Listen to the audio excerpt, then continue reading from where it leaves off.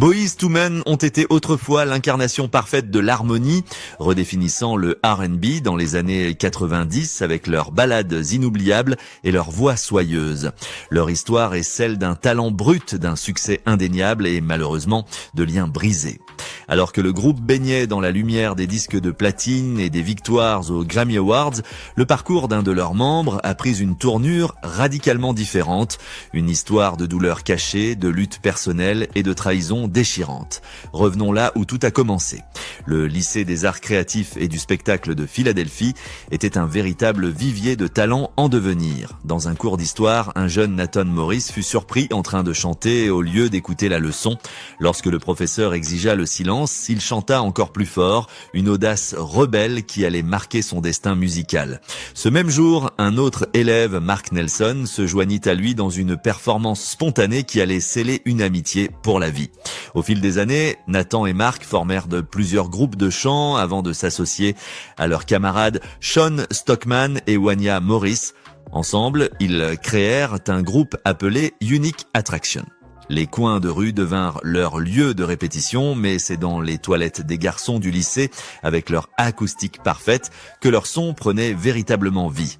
Un jour, alors qu'ils harmonisaient sur Can You Stand the Rain de New Edition, un autre étudiant, Michael McCary, entra. Dès qu'il ajouta sa voix de basse profonde à leur mélodie, il devint évident qu'il était la pièce manquante. Sans hésitation, ils lui proposèrent de rejoindre le groupe et Mike accepta. Le groupe avait une alchimie indéniable, mais il leur manquait encore un élément crucial. Un nom. Après avoir exploré plusieurs idées, Sean entendit Boyz II Men de New Edition à la radio et suggéra d'en faire leur nouvelle identité. Bien que tout le monde n'ait pas été convaincu au départ, le nom finit par s'imposer. Boyz II Men étaient nés et leur ascension vers la célébrité ne faisait que commencer. Leur grande percée fut le fruit d'une ambition audacieuse et d'un timing parfait. À la fin des années 80, Michael Bivins de New Edition organisait une audition à Philadelphie. Boyz II Men n'étaient pas invités, mais cela ne les arrêta pas. Ils réussirent à se faufiler en coulisses et décidèrent de saisir leur chance. Dans une salle remplie de célébrités comme Will Smith, Keith Sweat et Kid & Play, ils réalisèrent une audition impromptue pour Bivins. Le silence s'installa tandis que leurs harmonies envahissaient la pièce. Lorsqu'ils eurent terminé, la salle éclata en applaudissements et Bivins fut intrigué. Bien qu'impressionné, Bivins ne s'engagea pas immédiatement. Il donna à Nathan un numéro de téléphone d'hôtel avant de partir pour Los Angeles. Mais Nathan n'avait pas l'intention de laisser passer cette opportunité. Il appela Bivins de manière incessante, prouvant sa détermination. Après plusieurs semaines de persistance, Bivins accepta enfin de gérer le groupe au sein de sa nouvelle société de divertissement. Cependant, tout le monde ne put pas poursuivre l'aventure avec eux. Mark Nelson, membre fondateur du groupe, était sous contrat de gestion avec une entreprise locale.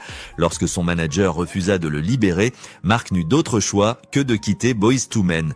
Malgré ce coup dur, les 4 membres restants, Nathan, Wanya, Sean et Mike, poursuivirent leur route, consolidant ainsi leur formation définitive. Sous la direction de Bivins, Boyz II Men signèrent avec Motown Records. Pour se démarquer, Bivins façonna leur image prépie et soignée, cardigan, nœud papillon et un charme impeccable. L'esthétique se mariait parfaitement avec leur voix suave et leur présence scénique dynamique.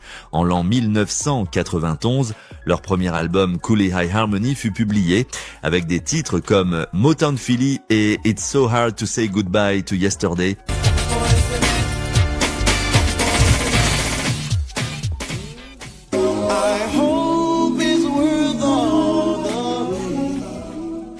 Le groupe accéda rapidement à la célébrité. Leur mélange de doo-wop et de R&B contemporain captiva le public et les propulsa au sommet. L'année suivante, l'album atteignit le statut de disque de platine, inscrivant définitivement Boyz II Men dans l'histoire de la musique. Le succès ne vint pas sans difficulté. Alors que le groupe triomphait sur scène, une tragédie frappa lors d'une escale de leur tournée à Chicago. Leur manager de tournée, Roderick Roundtree, fut abattu dans un acte de violence choquant. Cette perte dévastatrice contraignit le groupe à faire une pause, le temps de faire son deuil avant de retourner sous les projecteurs. Malgré cet obstacle, Boyz II Men persévérèrent et poursuivirent leur ascension fulgurante. Leur lien solide et leur talent inégalé les rendaient irrésistibles, mais des fissures commencèrent à apparaître au sein du groupe, des fissures qui allaient, un jour, changer leur trajectoire à jamais. Alors que Boyz II Men gravissait les échelons du monde musical, leur deuxième album, sorti en l'an 1994, s'avéra être un succès encore plus grand que leur premier. Le titre principal, I'll Make Love to You, battit des records en restant à la première place du classement pendant 14 semaines consécutives.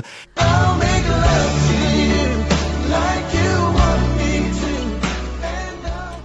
Avant d'être détrônés par leur propre morceau suivant, On Bended Knee.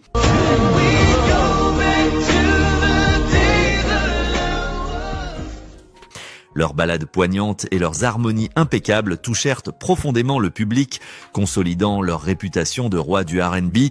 Mais alors que le groupe savourait un succès inégalé, Mike McCarry cachait un secret qu'il dissimulait même à ses amis les plus proches. Lors des représentations, il commença à ressentir de violentes douleurs dorsales qui furent plus tard diagnostiquées comme une scoliose.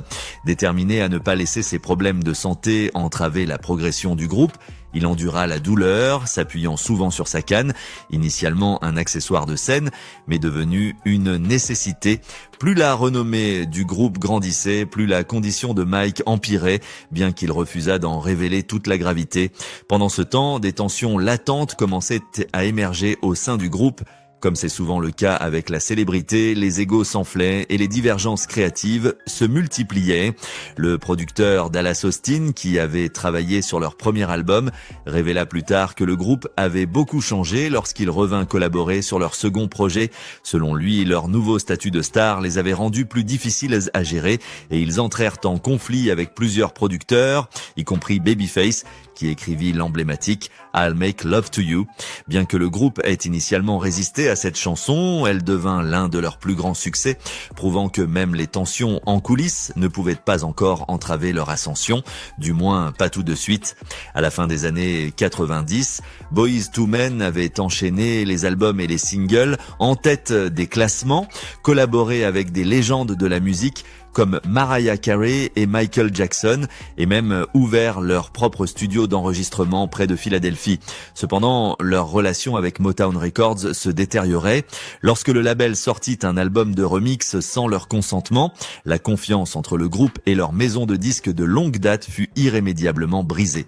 Malgré la sortie d'albums salués par la critique, comme Evolution, qui obtint le statut de disque de platine, Boyz II Men finirent par quitter Motown. À l'aube des années 2000, le groupe dut faire face à des changements radicaux dans l'industrie musicale ainsi qu'à des défis internes. La santé de Mike se détériorait de plus en plus et ses absences aux répétitions et aux concerts devinrent plus fréquentes. Sans que les autres ne le sachent, il était confronté à un diagnostic encore plus grave, une sclérose en plaques. Cette maladie, qui attaque la gaine protectrice des nerfs, affectait lentement son corps et son esprit. Cachant son état à ses camarades de groupe, Mike s'isola peu à peu, alimentant encore plus les tensions. Lorsqu'il finit par révéler son diagnostic plusieurs années plus tard, la nouvelle fut un choc. Le groupe avait tenté de s'adapter à sa condition, lui proposant même un tabouret pour s'asseoir pendant les performances. Mais en l'an 2003, il devint évident que Mike ne pouvait plus suivre le rythme effréné du groupe. Son départ marqua un tournant pour Boyz II Men, qui passèrent d'un quatuor harmonieux à un trio. Après le départ de Mike en l'an 2003, Boyz II Men tentèrent de s'adapter, mais son absence laissa un vide indéniable. Mike n'était pas seulement la base de leurs harmonies, il était une pierre angulaire de leur identité. Les trois membres restants, Nathan, Wanya et Sean, poursuivirent leur carrière, sortant de nouveaux albums et continuant à se produire sur scène. Pourtant, leur son et leur attrait auprès du public avaient changé, tout comme l'industrie musicale elle-même.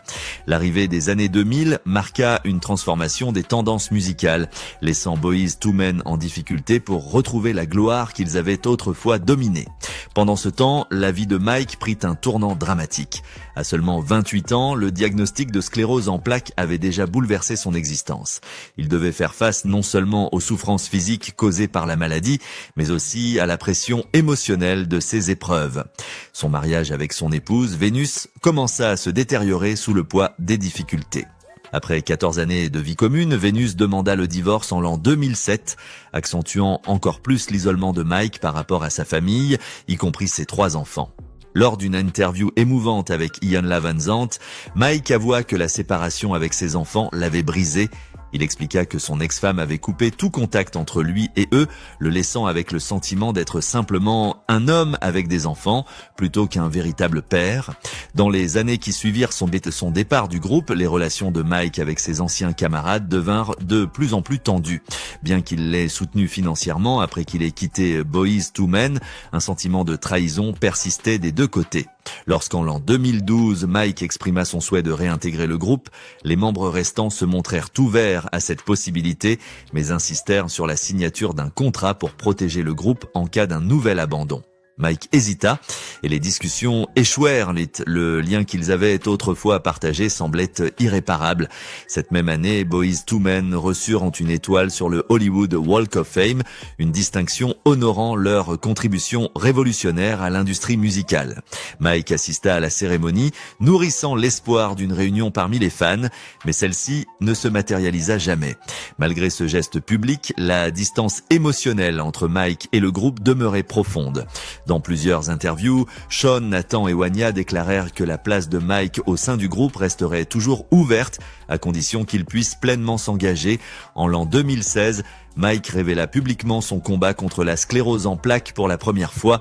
Son témoignage permit de mettre en lumière les souffrances qu'il avait endurées en silence pendant des années, mais cela ne suffit pas à réparer les relations brisées avec ses anciens partenaires.